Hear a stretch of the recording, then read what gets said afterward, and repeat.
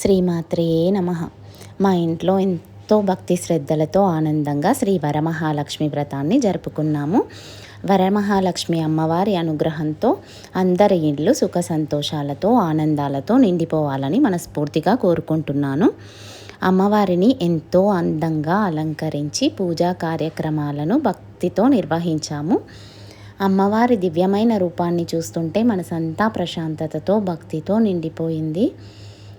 మన ఇంట్లో దీపం వెలిగినట్టే మన అందరి జీవితాల్లో కూడా అమ్మవారి ఆశీర్వాదంతో వెలుగులు నిండాలి. మా ఇంట్లో అయితే మేము చాలా ఆనందంగా పూజను జరుపుకున్నాము. ఇలా అమ్మవారి వ్రతాన్ని నేనైతే 10 సంవత్సరాల నుంచి జరుపుకుంటున్నాను. నాకైతే చాలా సంతోషంగా అనిపిస్తుంది. పూజ అనంతరం అమ్మవారికి నైవేద్యాలు సమర్పించి అమ్మవారి ఆశీర్వాదం తీసుకొని మా వారు మరియు మా కుటుంబ సభ్యుల ఆశీర్వాదాలు కూడా తీసుకున్నాను.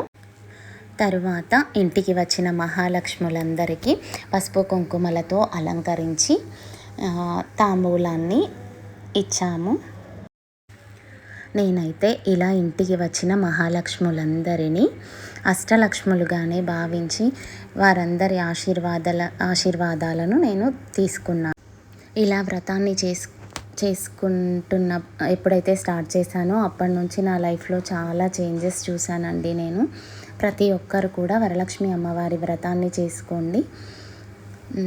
ఇంకా మా ఇంట్లో మా అత్తయ్య ఫ్రెండ్స్ అందరం కలిసి భోజనాలు స్వీకరించాము. తర్వాత సరదాగా ఫ్రెండ్స్ మరియు అందరితో కొన్ని పిక్స్ తీసుకున్నాను, మెమొరీగా ఉంటుందని చెప్పేసి. తర్వాత తాంబూలానికి ఫ్రెండ్ ఇంటికి కూడా వెళ్ళాము. అన్నట్టు చెప్పడం మర్చిపోయాను, అందరూ షార్ట్ వీడియోస్ చూస్తున్నారు కానీ సబ్స్క్రైబ్ మాత్రం చేసుకోవట్లేదు.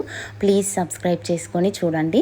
అమ్మవారి ఆశీస్సులు అందరి కుటుంబాలలో ఉండాలని మనస్ఫూర్తిగా కోరుకుంటున్నాను.